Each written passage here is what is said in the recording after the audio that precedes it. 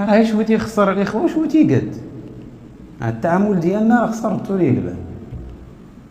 التعامل ديالنا راه مهم، لا في الانتاج ولا في التهراس والتخريب.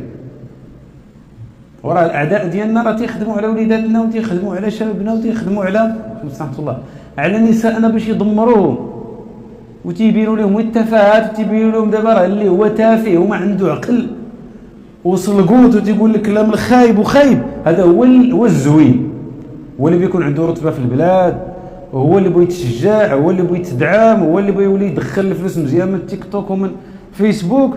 هكا واحد المفهوم عوج تيصدروا للشباب. فلا جينا حتى حنا بسوء التعامل تنزيدوا كما تنقولوا نقساو وما نعرفوش نوظفوا الامور في النصاب ديالها، تنزيدوا نكونوا حتى حنا سبب في العوجاج وسبب في الانحراف.